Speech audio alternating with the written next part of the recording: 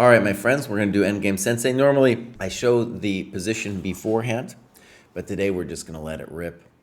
And let me just say, before we start the show officially, that the cool thing is that what Jack has just set up is that you can go to our site and have this easy create challenge situation going on.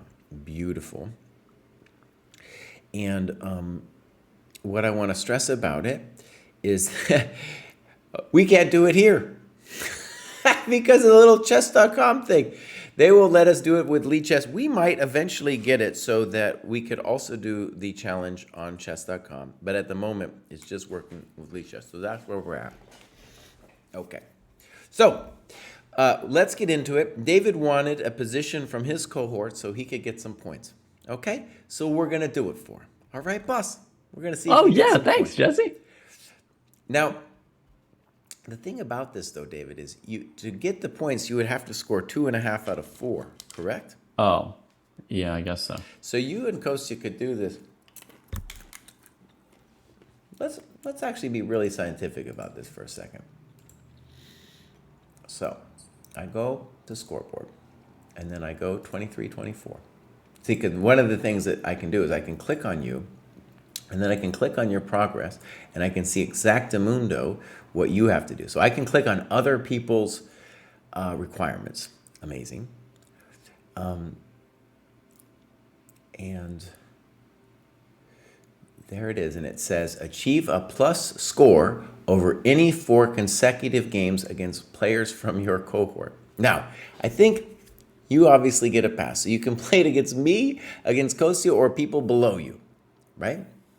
Okay. So if we imagine you play 2 games against Kostya today, the only way for you to check off this box would be if you... No, you can't do it. You can't do it. You'd have to play 3. Maybe we'll get 3 games. Maybe we'll get 3 games. I want to say I think it's great because it then gives you a very clear sense of what's at stake. It gives the viewers a sense of what's at stake. And I like it a lot. The other times we were just doing it kind of for pride, and now we're doing it for real, right? Like a lot of times I was calling it. So if there's a vague chance that you could win or hold a position that maybe you wouldn't otherwise, then I got to let it go, right? Right. Yeah. All right, my friend. By the way, I always do it for real, Jesse. I know, but there's something at stake. There's something at stake.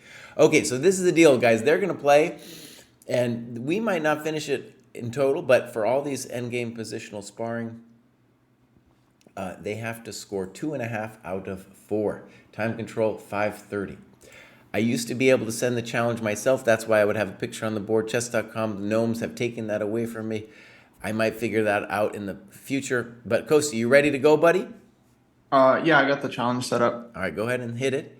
And then this is a random game that I'm following just so I have a board. And then I'm going to go over here and try to find you people. All right. Oh. I'm watching it. Bang. There it is. Okay. Oh, that wasn't it. Let's try that again. Deep Pruess. Bam. All right. I want to watch you, buddy. There it is. Nice. All right. I think they're disengaged, my friends, i.e. not listening to me. And by the way, this is Endgame Sensei, where I give 2 chump IMs a position that they will hopelessly mangle, a classical position that once finer minds had thought about. But here, we're just going to watch 2 chump IMs battle it out. They're going to mangle it. And then we got G5, pretty instinctive decision from Kostya. This is... Oh, wait a second. My board is not correctamundo. Someone's going to yell at me. Correctamundo. Wait, why is it... Oh, wait a second. Oh, there. No, my board's not that bad. Something weird has happened, though. Let's get rid of this one. Thank you very much. You know, my skills on the old streaming apps, 100%. Okay. Let's talk basics. White has a spatial advantage. All of White's pieces are better. Should White be playing G5? They just asked me to do this. I have not thought about this position at all. Usually before Endgame Sensei, I think a little bit about what's going on.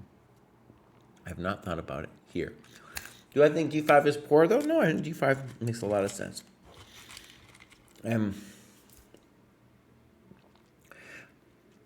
I think it's going to be a hard... Well, both sides is very challenging. White has to avoid bishop d4 to knight c5 being effective. Has to somehow find a way to create grief on the king side. It's not immediately clear how that might happen. And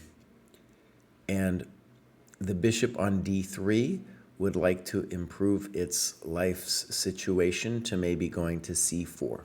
But once you go to c4, you loosen the e4 square, right? Which, again, with bishop d4, knight c5, there might be some counterplay.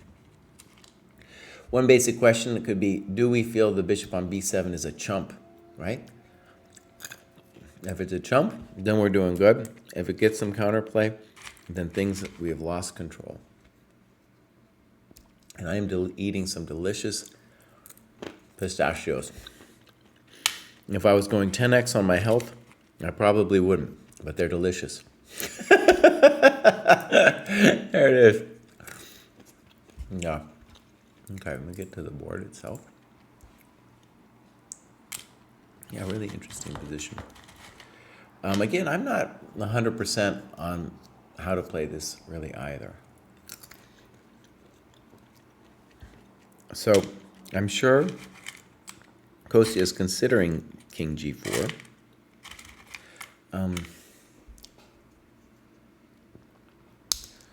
But it's not clear what we're going to do after king g4.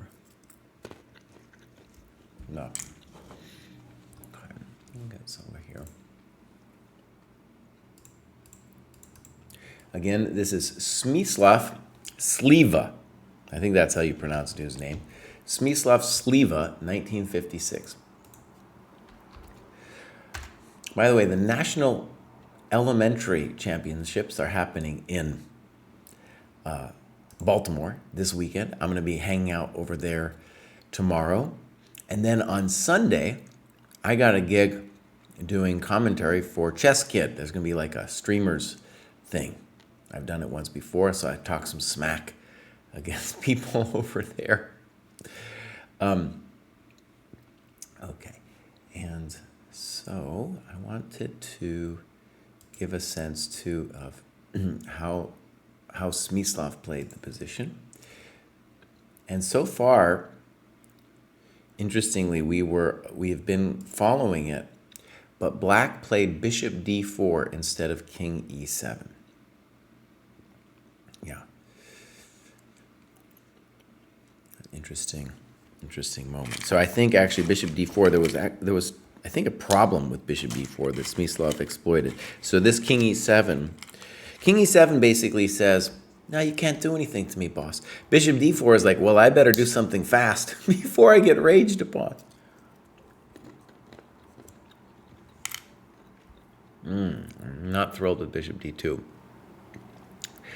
because I don't know what's going to happen on bishop d4. Bishop d4, knight c5 is a very simple way to improve the position for Black. Charlie Silva's rating us. Thank you, Charlie Silva. Charlie Silva is a friend of the dojo, been around for a long time, has increased his rating using the dojo training program, has done some streams with us, and is a musical genius, such to the effect that if I were to go to the bathroom right now, Charlie Silva could hear it from where we stand. Most people would not. The ears are not attuned like Charlie's. And he could be able to diagnose my prostate problems from afar. We can all hear it.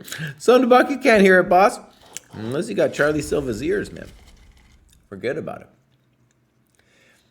Error Regression, thank you for subscribing.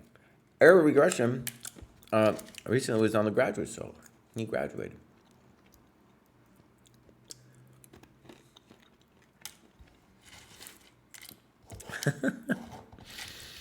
Oh, these pistachios are delicious. It's like a little Friday treat. So I'm going to say I don't know what David's considering here. I think bishop d2 makes a lot of sense.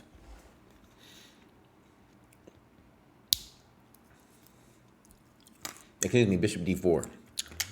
My boomer brain. I've been at it already a long time. The boomer brain has.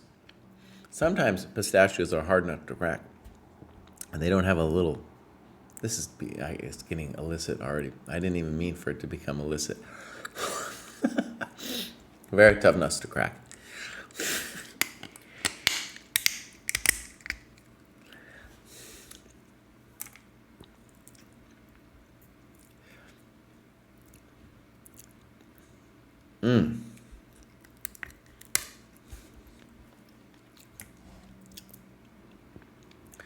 Wait. Charlie Silva went from 800 to 1600 for my time in the dojo. That's what I'm talking about. That's what I'm talking. All right, so there it is. Bishop d4, bishop c2. Preparing to meet knight c5 with knight takes b6. Still might be okay for black to play knight c5. David's just like, nah, I'm just going to go back, boss. Just going to retreat. And I'm going to say, what do you want? Okay. Okay. Let's say the obvious, king g4 is going to be the big question. Will king g4 create drama? Then with the simple plan of like king h5 and eventually bring the dog down. And once you play h5, there's another interesting threat of playing h5 and then h6. Also, at some point to play g6. Oh, that's very interesting. So also we should say h5 directly is also an interesting plan. Sliwa, who was a great player of his generation, succumbed pretty quickly, as we'll show later, to the great Smyslov. But I think one of the things that's interesting is black felt, as David didn't, and maybe black should, is that you can't just sit around in the position. Maybe you can. We're going to find out. That's what David's claim is with the move king e7. So just to go back, in the game, Sliwa, I know I'm saying it wrong, played bishop d4 here. And David sat, and Kostya's mostly sitting too, but also just asking David a question. David's like, boss, I'm not going to think about those questions. I'm just going to play back. Let me show me what you can do. Now, a little discourse on space. h5 committed. Space is the hardest thing, I think, in chess to gain a mastery of. The computers are much better at it than we are. All the things that the computers can do, that humans can't. Playing for space is probably the one. Which is why when you turn a computer on in your opening study, and it says like +1 in some position where there's space, but it doesn't even know of a plan to give, that's an example. And they would be able to crush you, of course, in those positions with space. But it becomes hard, especially like in opening prep, because we are not computers, right? So it's not as easy for us to play with space. I'm rummaging around in my nuts like a little squirrel or something. All my nuts are gone. Any case, the value of space, as I define it in my primitive little mind, that was the spicy move, king f7. The value of space is to dominate one or more of the opponent's pieces. So we can claim, for example, that this guy's not doing much and this guy isn't doing much. However, in the endgame, there's an added feature that the kinetic value of the pawns increases as they go up the board, right? So it's not just, I got some space, but like my pawns are kind of furious, They're kind of furious. Okay. Now, we definitely have to like white's position here. And one thing that's interesting, if we go back and think about Sliwa's choice to play bishop d4 immediately, try to get counterplay immediately, rather than sit like David is, this is clearly the kind of thing dude was afraid of, right? And Kostya has several moves here, g6 being el avioso here. Now in g6, I think you're going to have to push past with h6, because pop looks deadly. Later I'll put a knight or a king on that square.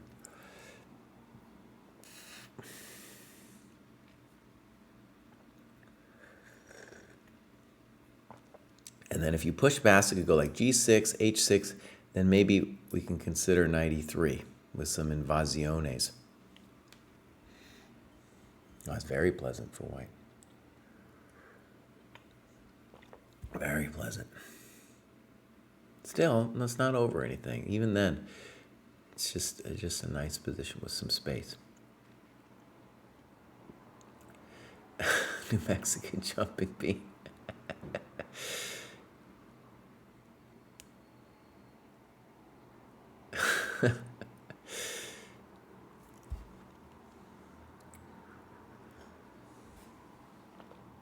Oh, Prime, thank you for discovering our YouTube channel. We just did a Dojo Talks. We were talking about how, just dreaming, how we could make the site better and everything. And definitely, like, our content, we feel, could be, the production value could be better. Now, okay, here's a thing that I just discovered here, is that on FG, Kostya has to worry about F5. And I have to admit, I didn't initially see it.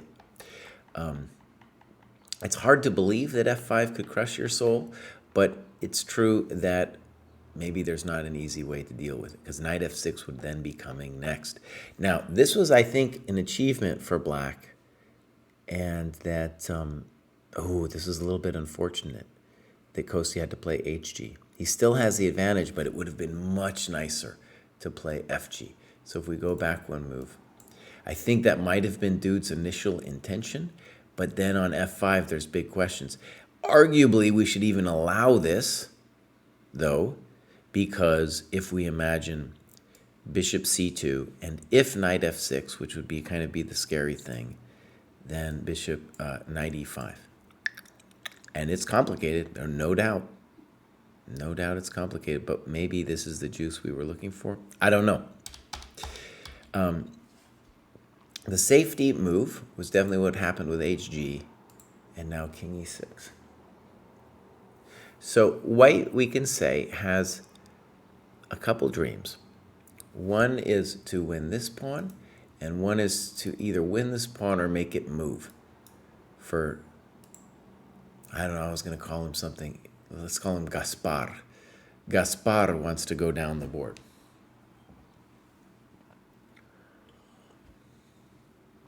We have a comment from Man with a Dog, with the head of a dog. If f5, could we play h6? It's a thought. That looks pretty evil, honestly. Dude, that might be a good move. That might be a hell of a move. So if we imagine bishop e4, where do we see? If we go here, we can't because of f4, and then we take this pawn.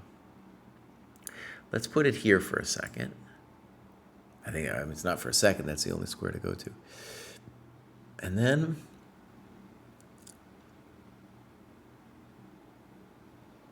I've got to take the thing. Oh, this is definitely interesting.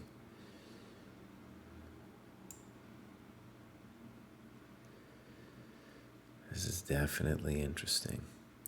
But here, see, on g7, which I would think would be what we'd want, then the bishop d5. And I don't know how we crush them.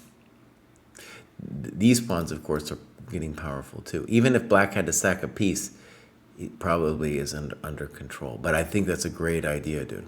I think that's a great idea.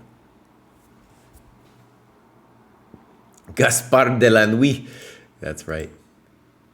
All right, so knight e3 makes some sense.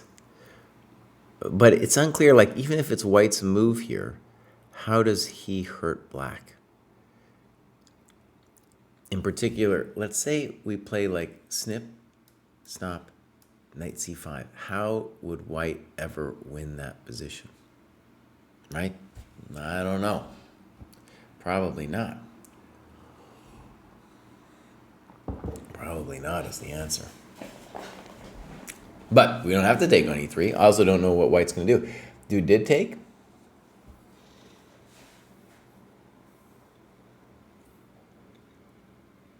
Dude, the sparring is so much better than before. Like you got to score 2.5 out of 4, boss. 2.5 out of 4. And Pruess scoring a first draw is already a little step to that.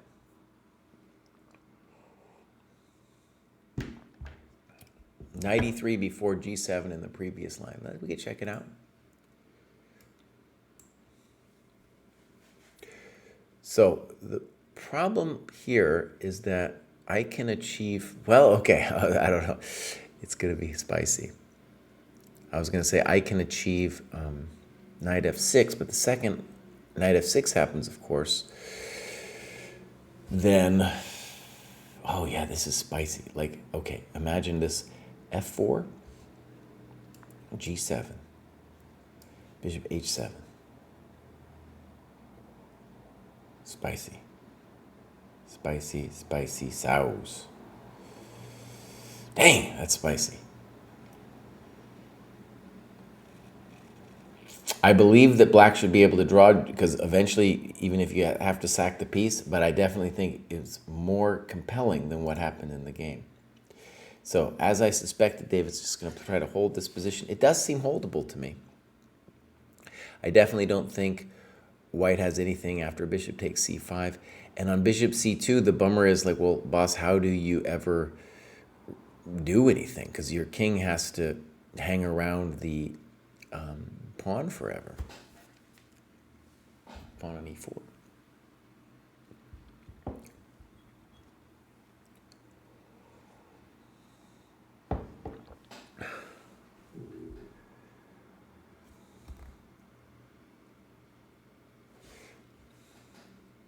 What does Kraai do on purpose?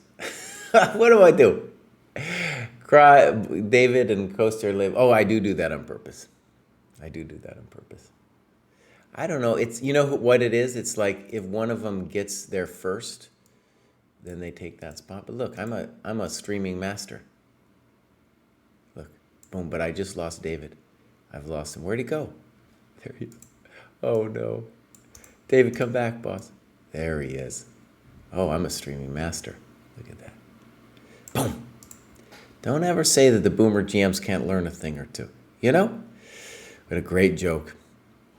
I guess people have been asking for a senior discount. I didn't know about it, but I think it was Artie Bourne said, boss, these people have to pay more for, they have to pay more for all the tech problems that they create. My poor DM Hokie answering the boomers' questions all day long, man. Myself included. That's why they call me the boomer. Asking all kinds of dumb questions.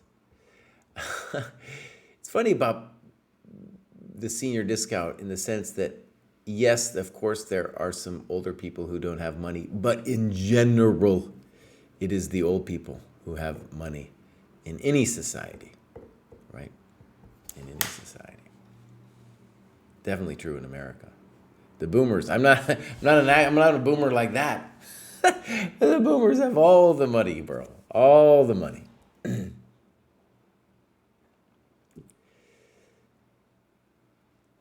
I think I want to claim that David's working harder now because he knows that there's something at stake. He's got to get that 4 points. He might win if Kostya blows it here. The beauty is, it truly is a beautiful thing with the 30-minute increment. It's real practice for us to be doing this. I'm sorry, I'm blowing it here. This is what happened. They're just going back and forth. Can I command them to make a draw?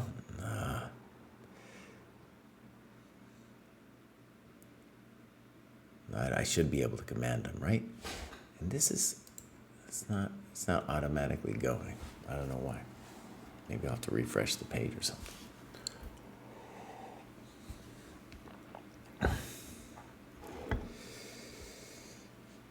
It looks like David is white now. Well, we're about to flip the colors, boss, and I'm not going to change it up all the time. Give me a breakage. But I am going to Jadoob Kostya a little bit. Hey, Kostya, where'd you go, boss? There we go. A little Jadoob. Kostya Kavutskiy. Oh, no, now the layout's going all funny, boss. What are you doing? I want to have him in the picture without that little Kostya Kavutskiy thing happening. There we go. I can solve this, buddy. There we go. There we go, Bobs. That's sincere. I don't like that little ski thing over there. See if we had an audiovisual person that fixed that stuff.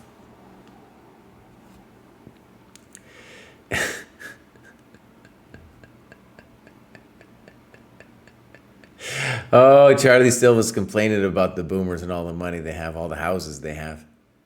I'll tell you, if I got to complain, it's Pruess taking forever. Just draw for a draw, boss. There's nothing going on here.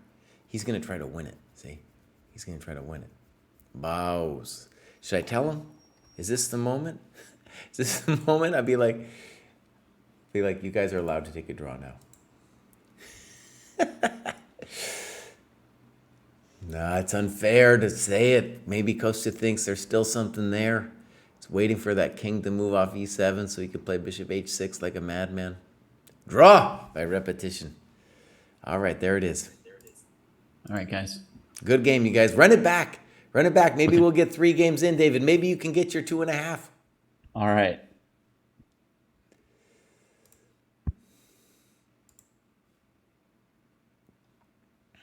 I'll see what David comes up with here. That's a pretty good position. I have no idea, by the way, what the computer thinks. I just know, is included in Endgame Virtuoso. The great Probably know how Smyslov played in that position, just assuming that it's a Smyslov game. Yeah. Actually, you played a move that was, I think, better than what Sliwa. I'm pronouncing his name wrong again. But I think you played a more testing move than what Sliwa played. Oh, okay. I just played random moves. I didn't know what I was doing. Fine. You had no sense of the danger, and Sliwa was like, I'm in danger. I got to do something. Uh-huh. Yeah, I had no sense. All right, tell me when you guys run it back. There it is. Oh, yeah. So you guys, I know what you want me to do. You want me to flip it so we have David on the bottom. This is something I can do. I might be a boomer, but I can figure this out. Watch. Boom! You thought I couldn't do it, but there it is. I did it.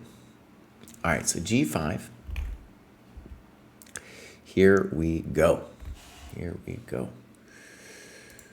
And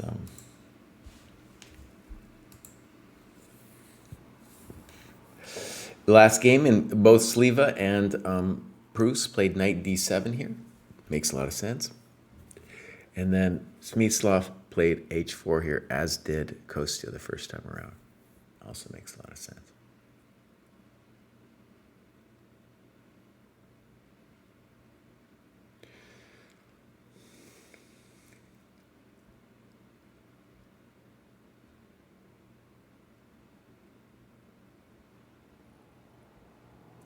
One of the interesting things about a position like this for me is,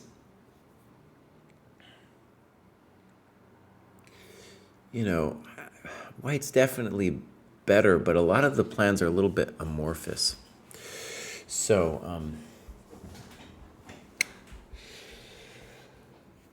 yeah, a little bit amorphous.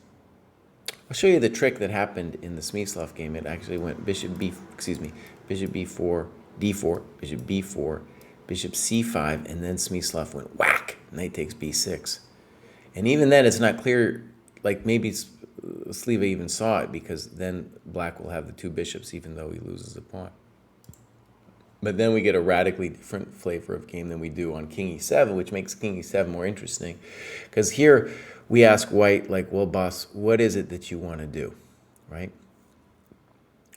And I think king g4 is a good move, not only to make black sweat over whether king h5 is a thing, but it might really enable us to play, when we play g6, that hg, we don't worry about it.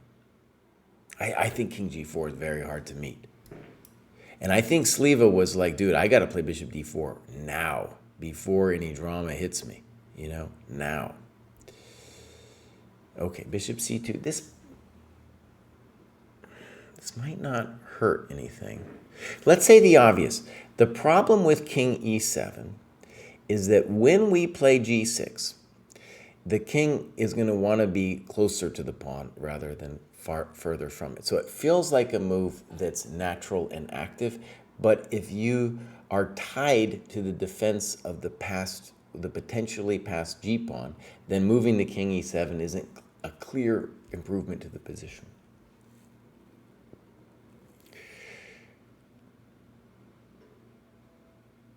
So, for example, let's say we had played king g4. The intention could be to say, all right, on like bishop d4, bishop d2, knight c5, gets really hot really fast.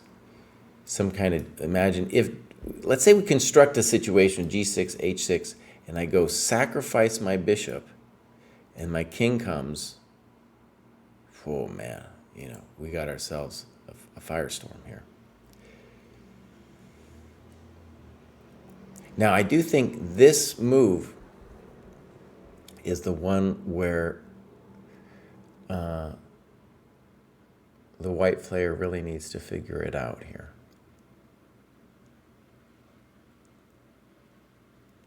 And because the issue with king g4 is precisely what's going to happen on bishop d4. So if we imagine bishop c2,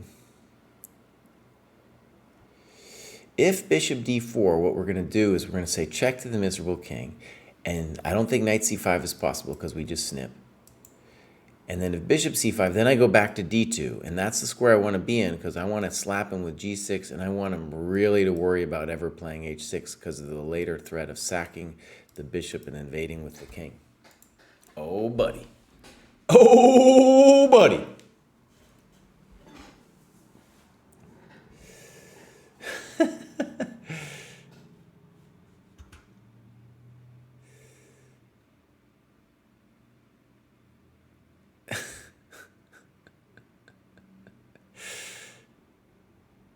Scared to get beat, so I some chump I am. No, I'll play again. I'll play again. The thing with last week was that David had a position that he did, kind of a cool opportunity for him to do a training camp with Shanklin. I don't know if you guys know this, but Mr. Pruess helped start a chess club circa 2005, 2006 in the Bay Area. Shanklin was just a kid. And that's when I first met Shanklin, when he was like, I don't know, rated 1900 or something like that. He was annoying, dude. Anyways, we had some tournaments that, or I should say David had some tournaments that he ran with IM Josh Friedel, now GM Josh Friedel. And David really helped coach and push Shanklin's chess along in those early years. So that's actually, you could think of it as like every coach has claims to fame, like helped somebody out that later became a champ. And, not usually for coaches, it's not, you're just with them for a short period of time, but maybe a formative period of time. And so that's his claim to fame. Okay, king d8 is not intuitive to me. Not intuitive to me. Because bows. Because bows. What are you doing? First question. First question. What are you doing? Bishop d2, you can see David has the same thought I do. First of all, you get out of the way of bishop d4, and you're getting ready to slap black, where g6 is a real threat now. There's no push past with h6. Oh, yeah, so this is, I don't know. I don't understand king d8. Maybe dude is just going to go back. So in the game, Sliwa created an instant crisis to avoid precisely like the fear that's going to potentially be realized here, which is, boss, if you just sit there, I'm going to roll you on the king side. I am going to roll you.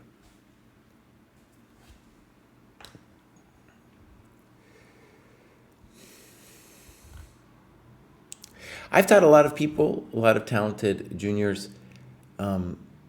I wouldn't call myself a coach of Christopher Yu, but he was in a camp I did when he was in kindergarten, and then we did a lot of sessions together. I had a cool session in Berkeley when he was a little older, where I just had some players around like 2200 level, and I would bring him in and we'd talk about games and certain positions.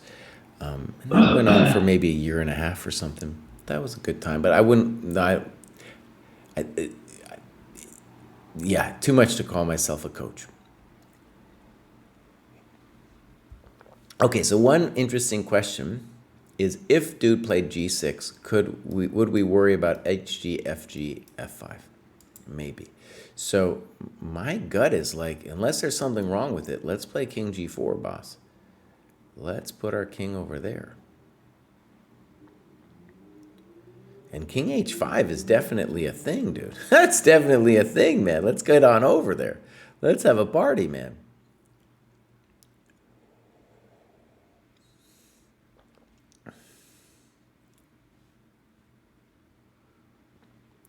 I shouldn't have a little arrow up. I was noticing when I was doing the sensei last week that, out of the corner of my eyes, I would see David was like furiously making arrows. Like, I couldn't really follow it, but, it was hard to ignore.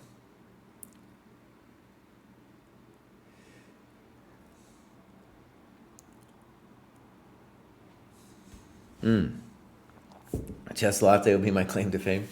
I met Chess Latte one time, IRL. I hope Chess Latte makes some good progress.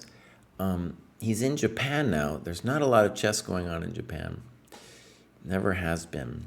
And but the bad news is then he would have less people to work with. The good news is I think he could easily qualify for some of their national youth teams. I haven't talked to him in a while. Ever since he moved to Japan, he's like on a different time schedule. Doesn't hang out as much. You don't see him in the chat much. Yeah.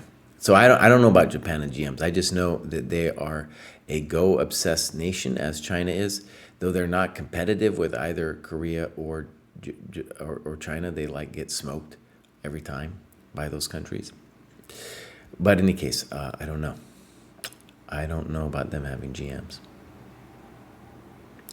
King G4 looks critical. I like the way Pruess is thinking about it here. This is definitely the moment. Kostya is basically, and there's been a couple positions where Kostya just doesn't sense the danger, Now maybe black should sit anyway, but I have a feeling Kostya's like, what? What can you do? That's a weakness of Kostya. Kostya needs a little work, dude. He needs a little work before he becomes LGM.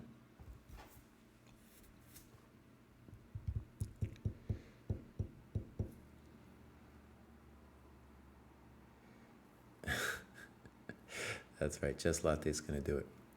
One fascinating question, of course, is this thing with Ding in China.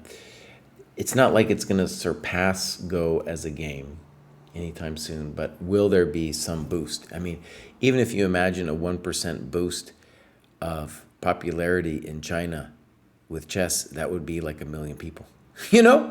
That's a lot of people all of a sudden coming to the game if you just get a minor boost. But the difference with India, okay, Nicholas, is that India was never into Go. Go is such a huge thing in Japan, Korea, China, but it's never been that way, I don't think, in India. I think this good analogy is just like with American football. Like, it would be very hard for soccer, aka football, to surpass American football in America. It's just so entrenched. David, what's the problem, boss? Why aren't you playing King G4? What are you doing? What you worried about, boss? What is it? What is it that you don't like?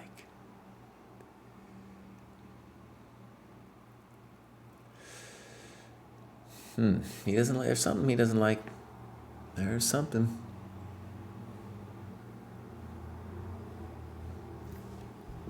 Uh-oh. He's in the red zone.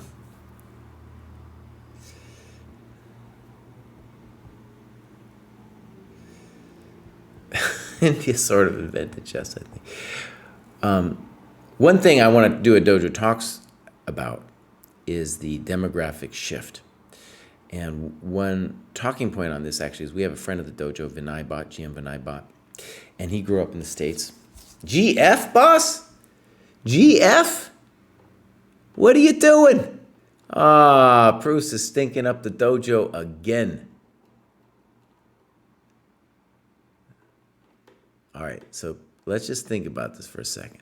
So Pruess is saying to himself that GF forces GF, and that was a good thing for him because of H5?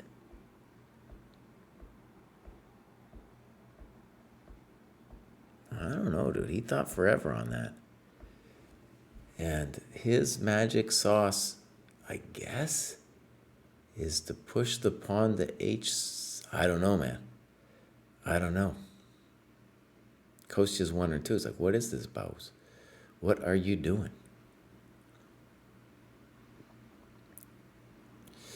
What are you doing? What are you doing, buddy? Oh, nice. There's a lot of soccer dads, soccer moms like Nicholas over here. Yep. I might become one of those people myself. Could well happen. Anyways, I was saying something very insightful. Demographic shift. So, when I was a kid, this is very interesting to think about. When I was a kid, all of the top youth, you looked at like the top 100 lists in the United States, it was dominated, vastly dominated. King D8 makes no sense to me, but I don't know what the danger is either from what Pruess is doing. It was completely dominated by Eastern European Jewish kids, just across the board. You know, most of them living on the East Coast, New York City. That has shifted dramatically. And now when you go to tournaments, it's all Asian kids, in particular Indian and Chinese kids, right? It's a stunning demographic shift. And in a similar, it wasn't just chess, but if you went back in the day and you looked at like who were the kids really excelling in music, math, Jewish kids. Now it's all Indian kids. Total demographic shift. And Vinay is an interesting person. I've tried to get it out of him before, but he doesn't, I don't know, he's maybe a little sensitive talking about race or ethnic issues. Anyways, he was an interesting case because he started coming up right at the shifting point in that demographic shift, right? Like he became the youngest national master, I think, in USCF history, way back in the day. In the 90s, right? And that 90s were, I think, the shifting point where you started seeing like more of a half and half spread between Jewish kids and Indian/Chinese kids. And now it's just completely shifted, completely shifted to Chinese kids. And you see it in the every top list. You see it when I go to the National Elementary Championship tomorrow. I expect all the top boards to be Indian and Chinese kids. And why it happened? Well, it's going to be controversial no matter how you put it. People are going to scream at me for saying this or that, but it's just an interesting question, frankly. Okay, let's talk about Pruess here for a second. Pruess wants to go here, and he's saying, Baus, there's no way you can stop me. I believe Kostya should be able to stop him, but let's give Pruess a chance.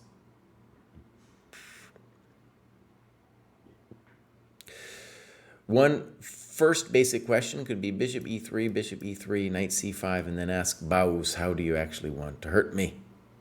Right? How do you want to do it, Baus? There might be a little pain. Kostya's king d8, no one understood. At least I didn't understand. It was like he's not worried about anything. Oh, knight f8. I'm not a huge fan of knight f8. I'm going to go ahead and say I think knight f8 is a sad, sad move. Because after white now plays h6, and then we play bishop g8, how does the knight ever move? Baus. And knight at g4 might also be good because then we can threaten knight here and then check to the miserable king. What do you want to do then now? Baus. I don't know. So Kostya's stinking up the dojo, man. He needs some help, dude. They need some help. And one thing about playing these sparring positions with a little bit more competition is, like, you know, like before we weren't keeping score, for example, right? Okay, I don't understand. Any of this knight h6 just looks winning. Winning. Winning. Bishop c8, the only idea is bishop d7, but then we have bishop c4. But if white plays knight h6, how do you prevent yourself from losing the pawn to knight g8 check to the miserable king? How do you stop it? Maybe bishop h6. Also plausible, with just the intention of saying bishop g7. Maybe even the more ambitious way of doing it. So if now bishop d7, you will lose the f6 pawn. If you lose the f6 pawn, you will lose the e5 pawn. Good night, Lucy.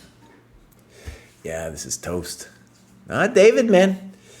I didn't like gf, but I really despise this move, king d8. What are you doing, buddy? What are you doing? I don't even know.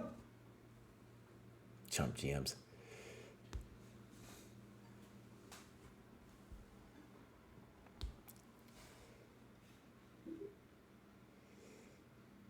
Boss Sweet says, I'm in Kentucky, and even here, it's a ton of Indian kids. Right? It's a trip, dude. Yeah. Nicholas says, I see it here too. There are many Indian and Asian kids here at chess tournaments. Yeah. Shifting sands. Is Kostya a Russian Jew? Kostya is a Ukrainian Jew that grew up. So interesting. I would say his parents are from Ukraine. He was born there, but I think his parents speak Russian, you know, like a lot of people at that time did. Seth says there's a whole community of Indian chess families in Denver. Yeah, the kids and parents all know each other, right? Yeah.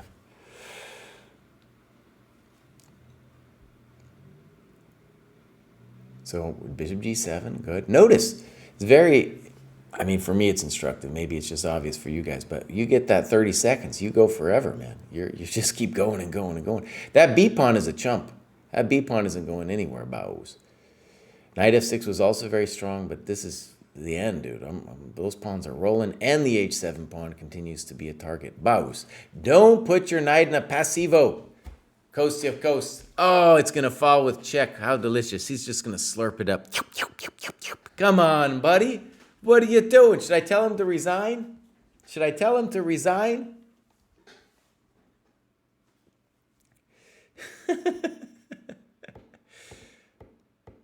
Yeah, Charlie Silva. Portuguese, man, they once dominated the world. What's going on with the Portuguese, boss? What happened to the Portuguese, man? What happened? Oh, that isn't it, boss. That isn't it. And now bishop g7 looks very strong. Knight followed by knight f6, and good night to Lucy. Good night to Lucy and her goosey. That knight on f8, man, one of the saddest creatures to ever walk this fine earth. Yep. Oh, that b pawn is doing nothing. Nothing. After bishop g7, we can even think about playing e5 next. We got multiple plans after bishop g7. I guess I got Ronaldo. One hilarious story about Ronaldo, dude, is his parents named him that after Ronald Reagan. How about that, boss? I was a grown man before I discovered that amazing fact. Pruess is bringing the sauce here, man. Bringing the sauce. The boss is bringing the sauce. It's GG's here, man. It is GG's here, my friends. Crispy critters. Toasty floasties. Crosty mosties. Auf Wiedersehen, goodbye-sies. Goodbye. Goodbye. Push him, baby. That's right.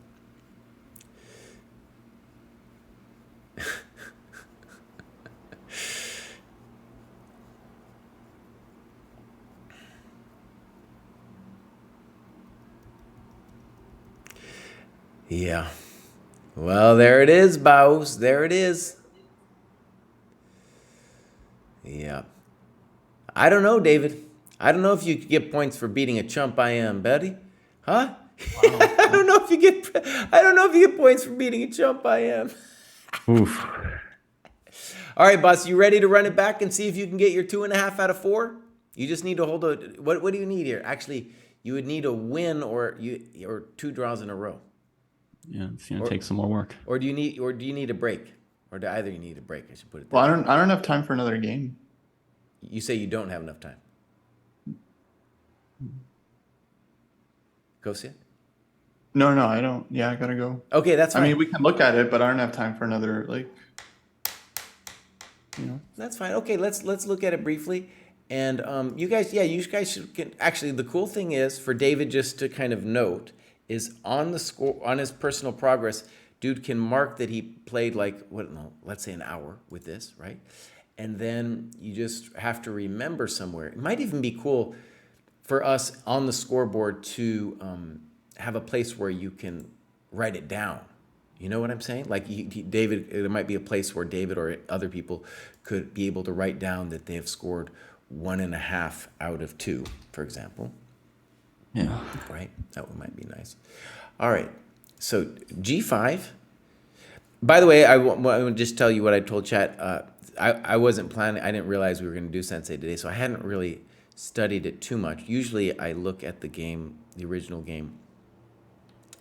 And one of the things that's interesting about both you guys playing King E7 is I thought it was an interesting attempt in the sense that King E7 doesn't really improve the black position too much because the king is kind of tied to the G7 pawn.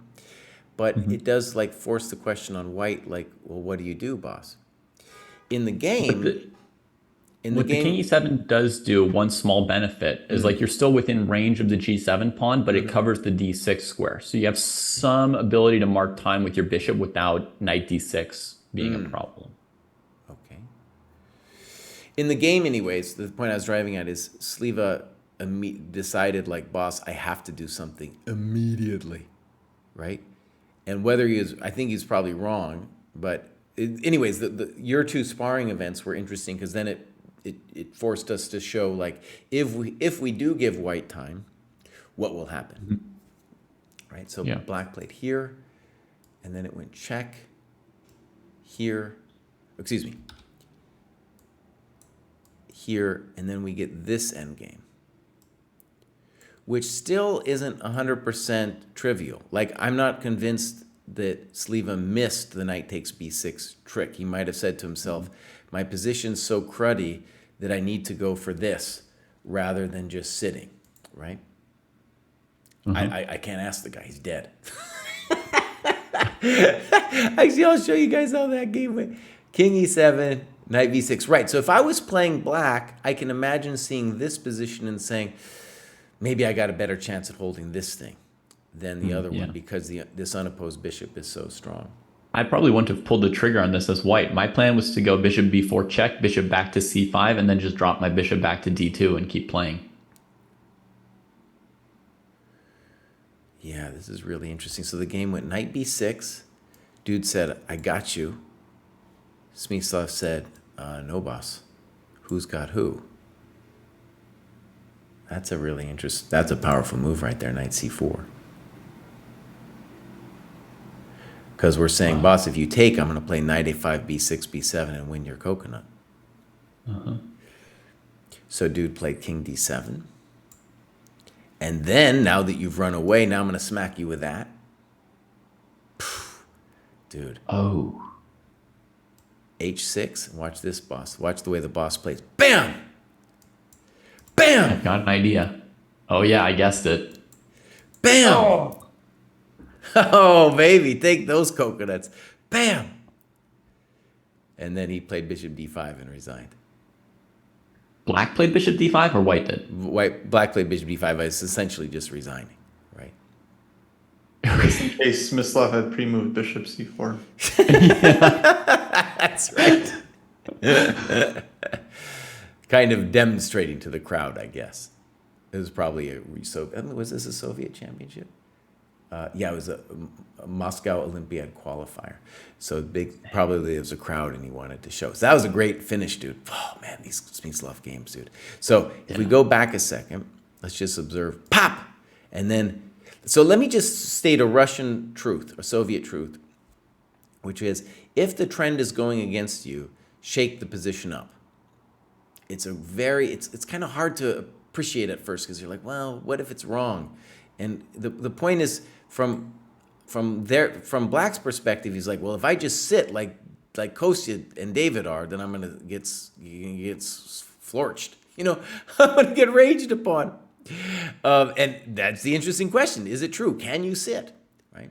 Anyways, let's ask David's other question. David was saying Bishop E1, right? No, I was saying that if as white, I wouldn't have played knight b6. I would have played the check. Oh, right. To make the bishop go back. Yeah. And then after the bishop goes to c5, I would just play bishop d2 and just keep massaging. I'm in no hurry. A d2 is. Oh, okay, that's fine. You can go d2. Sorry. Right. I assume something like that is the intention. And what's the point? Black is saying, I got to get the counterplay ASAP. Yeah. Ooh. And so your intended counterplay is you want to play knight c5, huh? Yeah, I just want to be active. Because what happens in your guys' situation is white gets the option to play king g4 either now or especially if the king, I don't know what Kostya was doing with king d8, but you could have played king g4 here. When we could talk about just waiting. I didn't know what to play there. Yeah. Right. Though, I mean, after king e7, let's say bishop c2, you could have done this. But I didn't like the check here. Bishop c5. And then taking. Oh, I don't know if I'd take. Would you take that, Pruess? Nope, I would have gone back to d2. Yeah, that's what I figured. I'm so patient now, Jesse. I'm so patient. Good, boss. Good. But, yeah, I just didn't like the structure with the knight on c4. I don't know. It seemed unpleasant. Bishop d2 also fun. Yeah, I mean, white's dark squared bishop is so good. Black's like suffering not only to defend the b6 point, but the breakthrough with bishop h6. Right. So if you trade the dark squared bishops, you're giving up some of the ways you can stretch Black's position, and it is my sort of tentative opinion. Right. Yeah. So my sense is, and I think Sliva's too, is like I have to get some kind of action. Right? Like with the knight or something, or else I'm just going to get smushed. Right? But let's look at what happened. So bishop, I didn't like king d8 just on principle because I don't know where it's going. And then I just didn't know what to do. I was just trying to sit. Okay. David, tell us about this GF. Is pretty interesting. I thought you were going to play king g4. King g4? Yeah. But tell us about GF. Maybe it was fine. It was an interesting decision. Oh God, it was one of those things where you think about what you want to do for 5 minutes and then it doesn't work out and you do something else. Okay. So I can't tell you much about GF. I can tell you about the moves I wanted to play that I decided against. So one idea is to go h5, h6. Right. And then I just wasn't confident that after pawn takes h6, pawn takes f6, knight takes f6, bishop takes h6, and bishop d4, right? You've weakened the e5 pawn, but I just wasn't confident that I wanted to make that whole change because then, you've let the black pieces out, and once you rearrange your bishop on h6, black will play h5, and you got to keep that under control. I assumed it was good for white, but I wasn't sure it was winning, and so I was being careful about making any commitments. The plan I had to win in this position was knight b2 to a4. Very weird plan, right? But keep black still occupied on b6, and then play bishop to b3 from there. Right. Okay, well, let's fast forward a touch. So h5, and then, Okay. like, yeah, if Kostya just plays bishop d4, I don't know. Well, so here I have 3 targets now, right? h7, f6, and b6. So if you're playing that move, You say, you're okay, h7 I get, b6 I get, and you said, what was the other one? f6. That's the one I actually got in the game. Okay, that's true. That's true. Okay, no, I mean, all right, just humor me for a second. How would So it go? let's say I go knight e3 here, like in the game.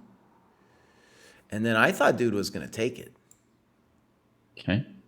I take with the bishop, of course. And then this one. If he plays knight c5 like in our game, I can take it and win. That's the big difference. Takes h6. Yep.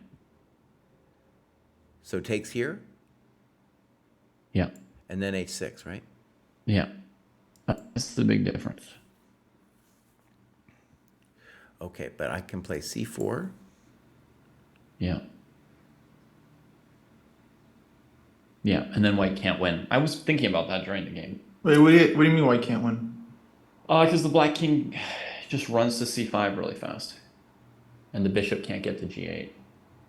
So you have to go like bishop d1, king e3, go to h5. Maybe it's still fast enough.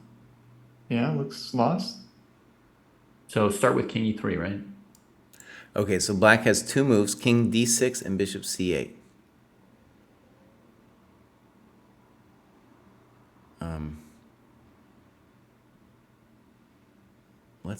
I don't know.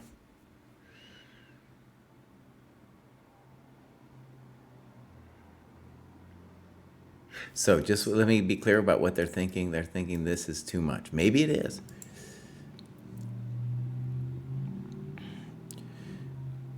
So it's going to be a race. So can, for example, my bishop land on this diagonal in time?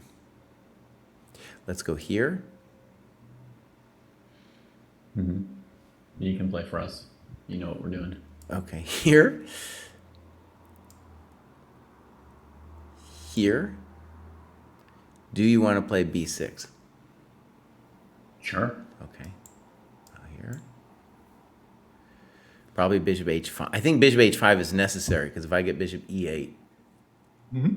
Right? Yeah, bishop h5 is the only thing we're doing now. It's definitely frightening, I'm not going to lie.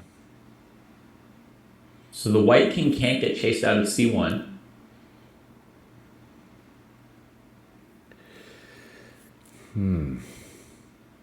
That's problematic. Okay, let's try that again. I still think you have to do this. The knight e3. Okay, so let me wait on it a second. And we'll play. And I'm not sure I get it, actually. Yeah, what happens here?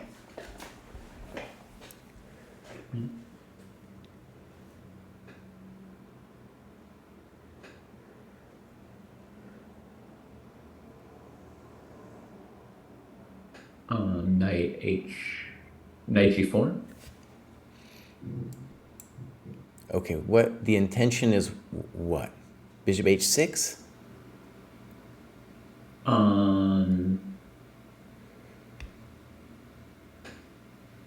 Like bishop h6, g7 kind of in the game? I think here we're threatening actually knight h6 at the moment. And then knight where? Knight g8? Because I just play king f7. My knight's covering it. So anyways, I'm going to play bishop c8 just to see what happens. Okay.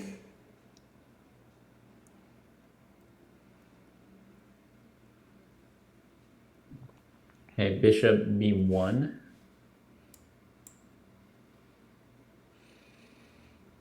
Good. Now, I of course want to play bishop d7, but I could consider playing bishop b7. Oh, sorry, take back the bishop b1 move for a second. Go ahead, sorry. yeah. Let's so let's play maybe bishop h6 here actually. Okay. That looks rough. That looks rough. Okay, no bishop c8. All right. Okay. It is true. It's very difficult for me to deal with the problems. Okay, okay. So then... Can we go back to bishop d4? Wait, let me try one more thing. Bishop takes, because I think that was my first instinct, and I think it's the real question. I played knight c5 instantly. Maybe I should somehow be more clever. But white's got a pretty simple plan.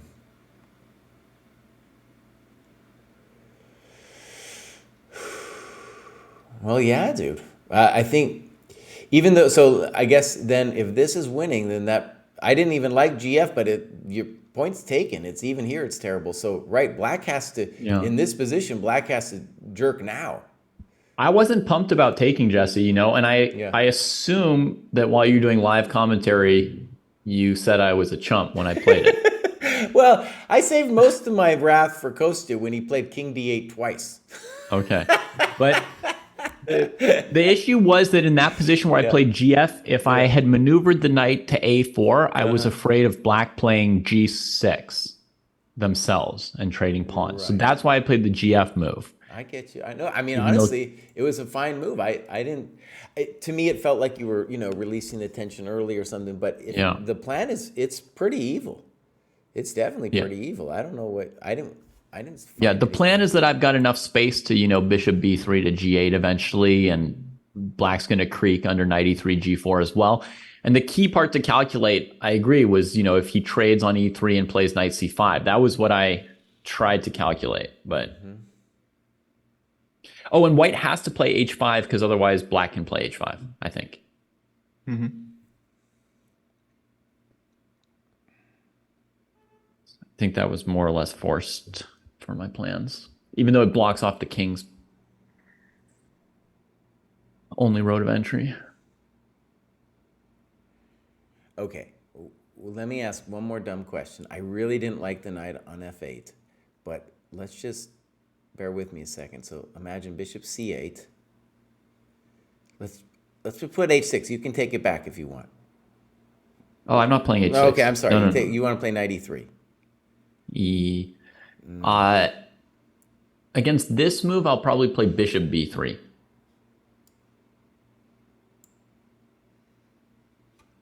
Okay. As my move order.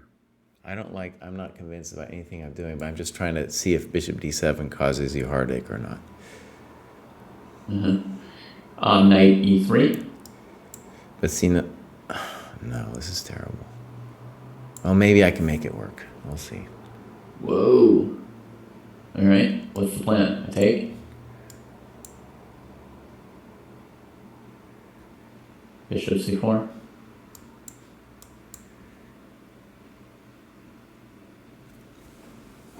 Jesus.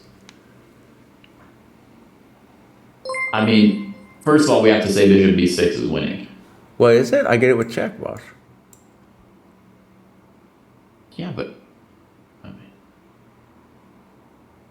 I don't know. This one isn't clear to me. But maybe you did have something clear. Hold on. I thought I was very suspect about my position here. Let's see. I played this weird bishop c8 move. If you do it first, I don't know what is going on in my life. Because let's say snip, snop, if we presume that knight c5 is lost, which I think it is, because bishop takes in that similar endgame, then I can't move my pieces. Right? I don't see how I move my pieces. So this looks toast. Yeah. Okay. So let's not turn on the computer, because you're going to play this again against somebody, and maybe they can present a little bit more drama here. Sure. There's a lot of drama. I mean... Yeah. I had another question about the first game. Okay. Specifically when I play bishop c2, I really wanted to play bishop d5, but do you remember, or should I grab it, Kostya? So king e7. You can recreate it, yeah. h4. If it's black to play here, I think king f7 was played No, at no, some it was point. king e7. And Oh, then, bishop Bishop c2. d2. Bishop d2, Oh, bishop bishop d4. Bishop c2, bishop c5. h5, king f7. Bishop b3. King f8. g6. hg, king now, e7. actually, let me ask Kostya, was your intention when you played hg to take back with the f pawn, but then you missed f5? Yeah, I didn't think hg was a move. Right. Okay. So one thing we can say then is that with this position, that this looks really strong. Because now you can play FG.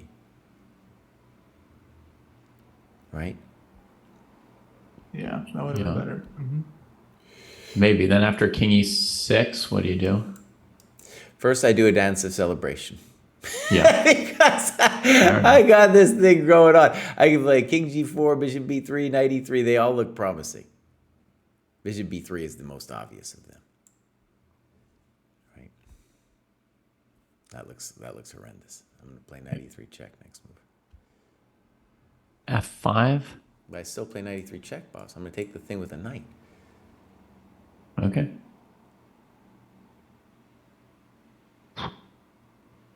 Yeah, that wasn't.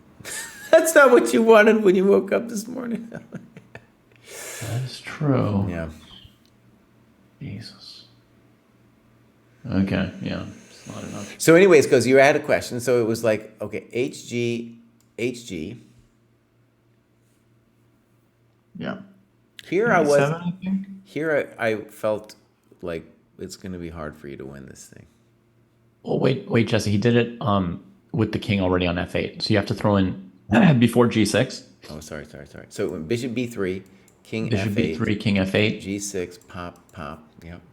then knight e3, and I traded it. Wait. Did you play king e7 here? Yeah. And then you traded it, right? Yeah. And I thought trading was a clear draw. It wasn't my instinct to do it, but I checked it for a long time because I had time on the clock. And then I was like, yeah, I got to do it. Right. So I think knight c5 is a draw. And I think Kostya's asking about the king and pawn ending, right? No, not the king. Just bishop d5. Oh, without the trade? Yeah, because that's what I thought was my only chance to really. So I take it. Right.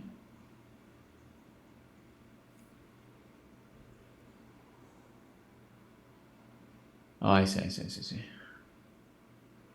It's interesting, yeah. Now, by the way, you don't have to take it. You could play bishop c8, right?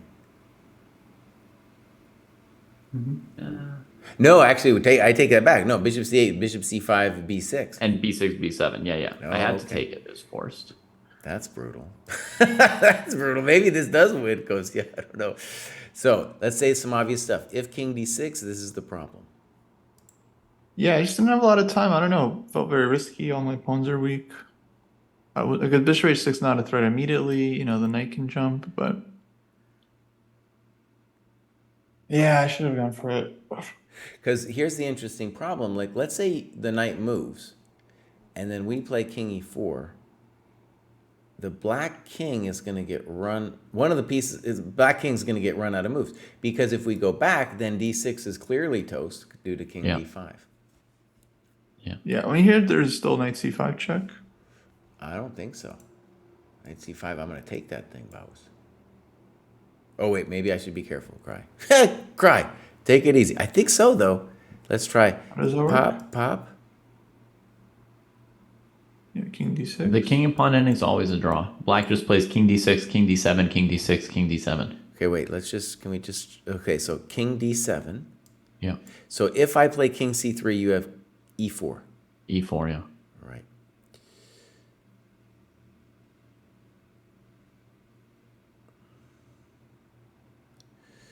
Okay, let's go back and check. But yeah, I feel like it's not super important because white can just go king e2 in that position and just bring the king around. Yeah. Slowly. You mean instead of king e4?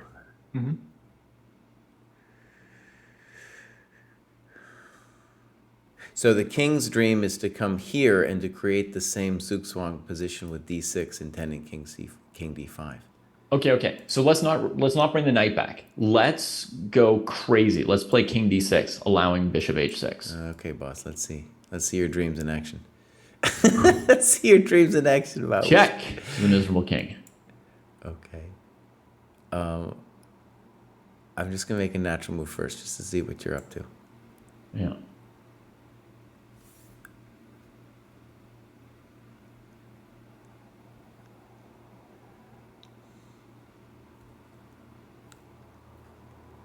Oh God.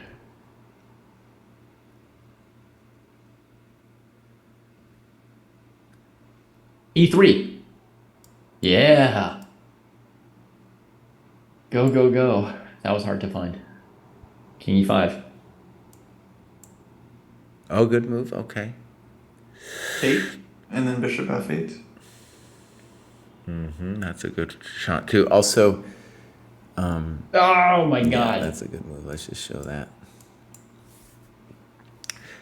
So that's forced, and then that's toast. Yeah. Dang. It's a good try, yeah. Short So range even piece here, dragging around the board. Kostya still had it with bishop d5, right?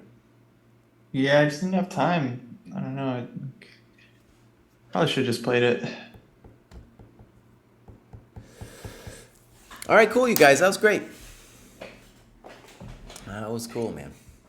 That was a good show, man. That was a good show. Both the talks, I really enjoyed that, and then this was a good one. One of the cool things about this one was I came with zero prep, which is sometimes interesting, and you just look at this position and you're like, clearly the advantage, but maybe, and we could test this, but maybe black's just hosed, which was not my initial take. I was like, especially when you guys did what Sliwa did with king e7, I was like, well, maybe he could sit. Maybe he could sit. I don't know. Maybe probably not. It felt like it felt lost when I sat down for the first game with black. Just like the feeling of, my pieces can't go anywhere. And there's, a lot of action left on the board. But I think it's my guess is that it's winning for white, but really easy to mess up. Like the execution, nobody, you'd have to be pretty good to win it several times in a row as white. Yeah. Okay, my friends, let's end it there. That was great. That was Endgame Sensei. Thanks, Jesse. See you, folks. Good times. Oh, I got a lot to do. All right, you guys, I'm going to end this. Oh, should I raid somebody? You guys, or is somebody sticking around? I think you should raid. Okay. Yeah. I always raid random people. Let's raid Lipo Steve. I have no idea who Lipo Steve is, dude. That sounds illicit. But here we go. Oh, yeah, here we go. Lipo Steve. Do you guys know Lipo Steve? Not yet. Not yet. He will unfortunately be introduced in half a second. All right, I'm going to stop streaming here.